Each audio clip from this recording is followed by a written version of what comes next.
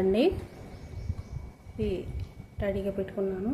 తర్వాత అల్లం తెల్లగడ్డలు బరకగా కొట్టుకొని ముందు పెట్టుకోవాలి. బరకగా ఇదే ఈ విధంగా కొట్టి పెట్టుకుంటున్నాము. తర్వాత ఆవాలు మెంతులు పేస్ట్ అండి. ఈ కప్పులో పావు భాగం వంతు 25% వేస్తే సరిపోతుందండి. అన్నీ ఈ కప్పుతో కొలుసుకున్నాం కాబట్టి దీంతో కొలుసుకున్నాము. ఈ బరకగా కొట్టుకున్న అల్లం తెల్లగడ్డ పేస్ట్ కొద్దిగా, అలాగే ఈ మామిడికాయ ముక్కలు, బెల్లము, కారము, ఉప్పు కలిపి పెట్టుకున్నాం కదండి. ఇది కొద్దిగా వేస్తూ మిక్సీ కొట్టి పెట్టుకోవాలి.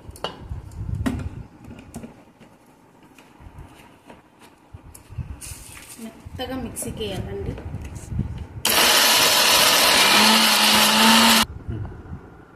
ఇదిగోండి ఈ విధంగా మెత్తగా మిక్సీకి పేస్ట్ చేసుకోవాలండి. చూపించిన విధంగా దీన్ని తీసి వేరే పాత్రలో వేసుకోవాలి.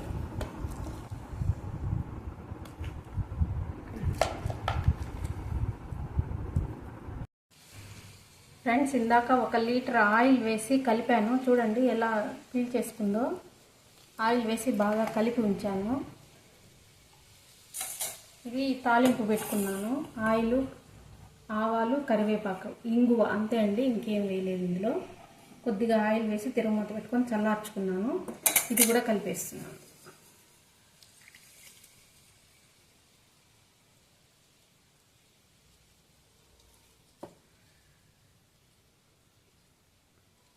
తర్వాత ఇందులో నువ్వుల నూనె 1 లీటరు, పల్లి నూనె 1 లీటరు వేసానండి.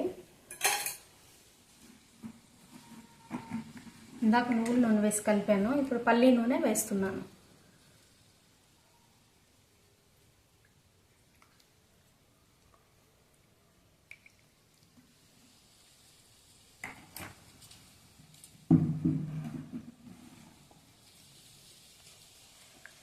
అప్పుడే కూడా ఇలా వేసానండి. పైకే వచ్చింది ఆయిల్.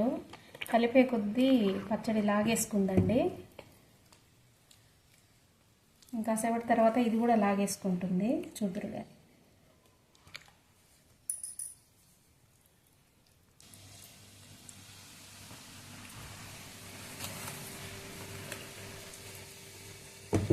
ఇదిగోండి ఫ్రెండ్స్, ఈ ఆయిల్ కూడా మొత్తం లాగేసుకుంది. ఇది 2 రోజుల వరకు లాగేసుకొనే ఉంటుంది. 3 రోజుల తర్వాత చూస్తే అప్పుడు కొద్దిగా ఆయిల్ వదులుతుందండి. నేను టేస్ట్ చూశాను. ఉప్పు, కారం అన్నీ సరిపోయాయి. కాస్త ఉప్పు తగ్గితే 2 స్పూన్లు మాత్రం సాల్ట్ కలిపానండి, అంతే. ఇది అన్నీ సరిపోయిందండి. 2 రోజులు ఊరిన తర్వాత ఇంకొకసారి టేస్ట్ చూస్తే పక్కాగా అన్నీ సరిపోతాయండి. అద్భుతంగా వచ్చిందండి అల్లం పచ్చడి, అల్లం మామిడికాయ పచ్చడి.